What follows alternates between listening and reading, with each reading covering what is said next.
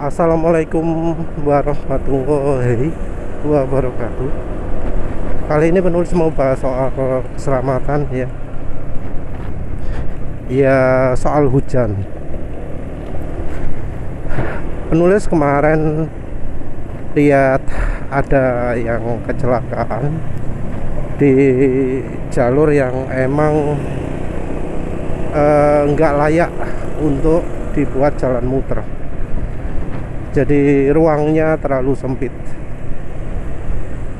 Ya sepertinya sih yang nyebrang itu tidak memperhatikan kemampuan pengereman dari yang jalur utama. Jadi wajar bila terjadi kecelakaan. Tapi bukan itu ya yang ingin penulis bahas. Penulis cuma mau ingatkan aja bahwa kebanyakan orang di jalan itu cara ngeremnya ngawur. Cara ngeremnya itu adalah cara ngerem jalan kering. Cara ngeremnya juga ya sudah nggak cocok lagi kalau diterapkan di jalan basah.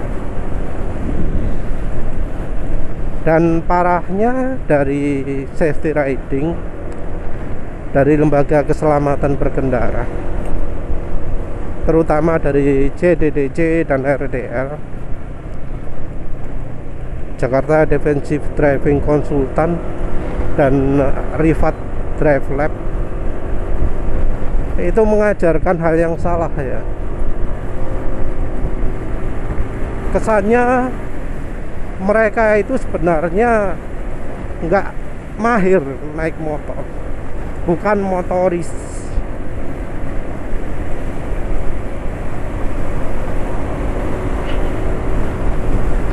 Mereka itu lebih ke mobil, orang yang lebih kenal mobil daripada motor. Karena kalau mereka orang yang naik motor, mereka nggak akan mengajarkan hal yang aneh-aneh, hal yang seakan-akan logis, padahal kalau diterapkan itu justru makin berbahaya.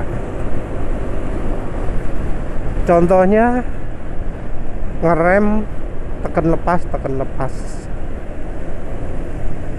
Nah itu bahaya itu. Apalagi ketika dilakukan di jalan licin, malah resiko jatuh akan jauh lebih besar. Mungkin mereka ngomong, oh niru ABS. Tapi yang perlu diingat adalah ABS itu memanfaatkan masukan dari sensor kecepatan,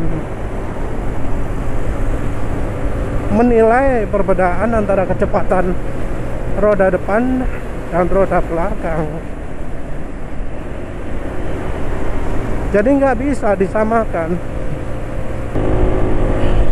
Nah ini loh, yang model kayak gini ini loh, jaraknya kan sangat pendek sekali.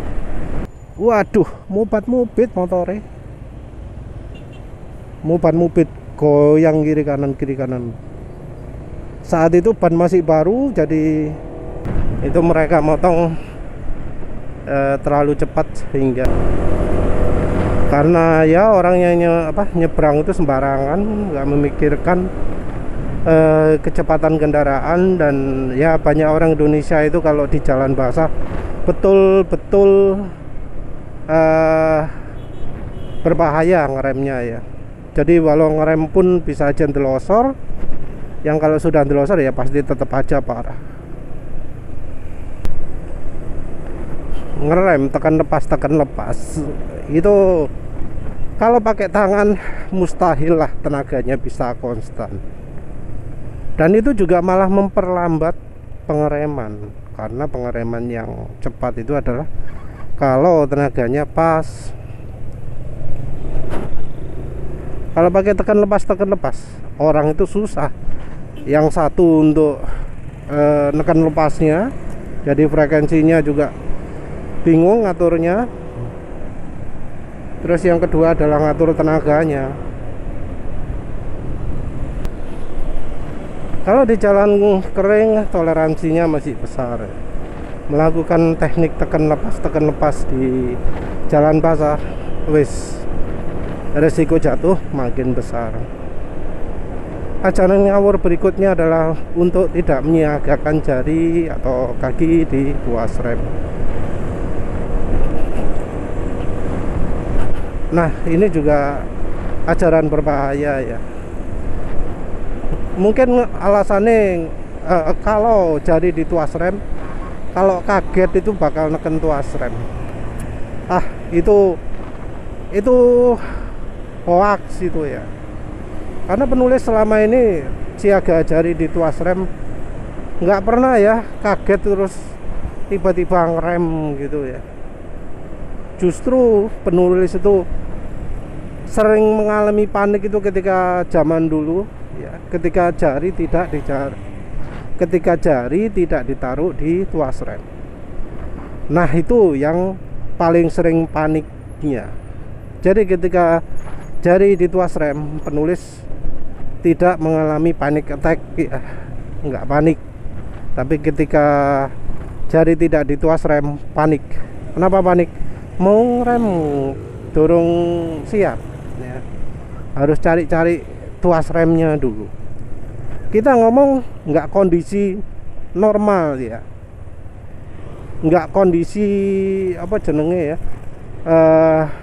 kita niat mau ngerem gitu ya. Jadi ngeremnya bukan karena diniati, tapi ngerem karena kaget. Beda ya antara ngerem diniati dengan ngerem kaget itu. Karena kalau ngerem kaget itu pinginnya secepat mungkin berhenti, padahal ya caranya bisa aja salah. Kalau jari tidak di tuas rem, itu pastilah responnya akan lama. Apalagi kalau tuas remnya itu termasuk sulit atau gimana gitu ya. Apalagi yang bisa nekuk. Yang jelas penulis lebih rekomendasikan taruh jari di tuas rem. Naruh jari itu artinya naruh ya. Jangan ditekan, jangan sampai ngerem. Jangan sampai lampu remnya nyala. Karena lampu rem nyala itu tanda nggak bagus. Ditaruh ya ditaruh. Ditaruh artinya tidak melakukan usaha pengereman. Cuma ditaruh tok jarinya. Kalau penulis sendiri naruh jarinya cuma satu jari saja ya. Untuk ngeremkannya ya tentu 4 jari atau 3 jari yang maju. Terus metode ngawur berikutnya adalah kalau jalan di atas kecepatan 80, remnya cuma rem depan saja. Nah, itu mematikan banget itu ya. Mematikan banget. Jadi inilah sebabnya mengapa kok sekolah safety riding nggak pernah buat demonstrasi video mengerem kecepatan 100 km per jam. Kenapa? Karena dijamin kecelakaan. Orang yang ngikutin caranya metode JDDC atau reverse drive lag itu dijamin akan kecelakaan ya. Kenapa? Karena ketika ya di musim di jalan kering gitu, toleransi itu masih besar. Orang ngerem pakai rem depan itu masih cukup aman lah. Tapi kalau sudah di jalan basah itu wis sudah beda lagi ya zonanya. Ketika mengerem di jalan basah, grip itu wis sangat lemah di ban depan, apalagi kalau di motor matic. Mau yang mini, mau yang maxi, terutama malah yang maxi. Beban itu lebih banyak di ban belakang. Kalau beban lebih banyak di ban belakang artinya apa? Artinya grip ban depan itu minim. Mungkin ada yang ngomong kalau ngerem beban kan lari ke depan. Iya, itu bisa lari ke depan, tapi lari ke depan itu ada syaratnya. Syaratnya apa? Motornya harus ngerem dulu, harus melakukan deselerasi dulu, harus makin pelan dulu. Kalau nggak makin pelan, ya beban nggak akan pindah ke depan. Jumlah beban yang pindah ke depan itu akan bergantung pada seberapa deselerasinya, seberapa banyak deselerasinya. Makin cepat berhenti, makin banyak beban pindah ke depan. Kalau nggak ada daya pengereman, kalau belum ngerem sama sekali, ya beban masih sama seperti aslinya, yaitu sesuai distribusi berat motor.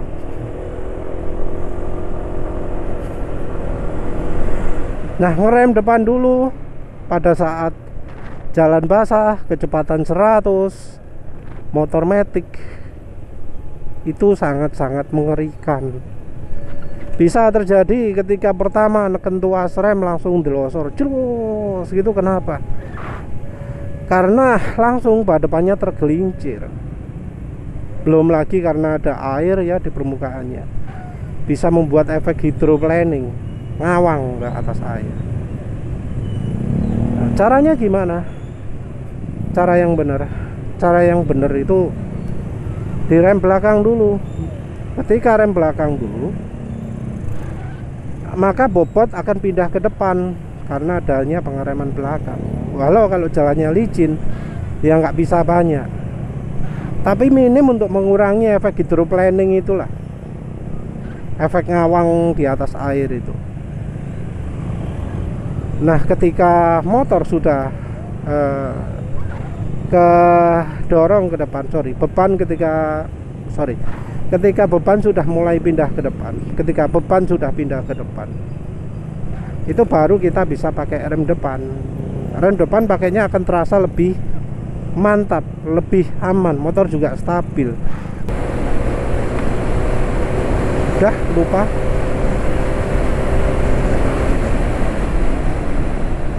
jalannya agak licin ya. Jadi kalau jalan seperti itu, jalan 100, jangan depan dulu ya, jangan depan dulu, belakang dulu dirasakan sampai motor itu terasa mengangguk ke depan.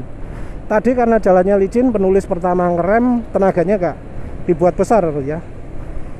Ngerem tangan kiri dulu, jadi ditekan tuas rem kiri, tekan pelan-pelan sampai motor mulai mengangguk ke depan, terasa beban pindah ke depan.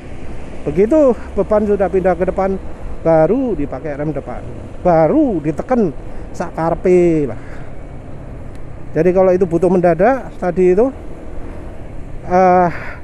belakang sudah gigit kan, tetap biarkan, terus depan ini diatur sampai semaksimal mungkin sesuai kebutuhan. Beda kalau kita ngerem pertamanya pakai rem depan, motor itu terasa gak stabil gitu ya, kayak mau jatuh gitu ya. Bisa goyang kiri kanan juga kalau kembangan ban depannya jelek. Nah, kalau pakai rem belakang dulu, rem belakang itu jadi kayak jangkar, membuat motor itu cenderung tetap tegak. Jadi cara ngerem itu ya rem belakang dulu sampai bobot itu pindah ke depan, beban itu pindah ke depan, terus baru kita mulai pakai rem depan. Penulis ngomong pindah ini waktunya nggak lama ya, bisa kurang dari 1 detik, jadi termasuk cepat sekali ya. Nah, sayangnya kebanyakan orang itu pakai rem depan karena kebiasaan kalau pada saat jalan kering pakai rem depan itu aman. Kebiasaan pakai rem depan jalan kering bisa pakem, bisa menghentikan motor.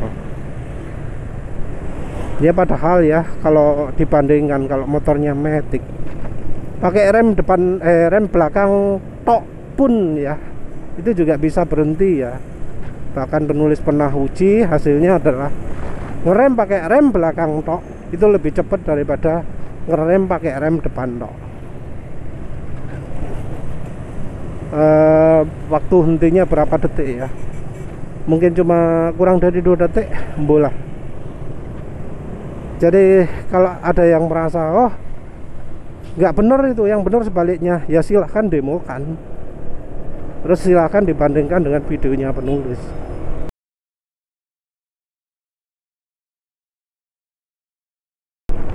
Ya penulis juga harapkan ya yang dari safety riding, yang dari JDDC, yang dari RDL itu cobalah demokan ngerem di jalan basah kecepatan 100. Ya tentunya jangan pakai motor laki, tapi pakai motor Matic. Karena siapa di Indonesia yang pakai motor laki? Kan sedikit sekali, sangat sedikit sekali.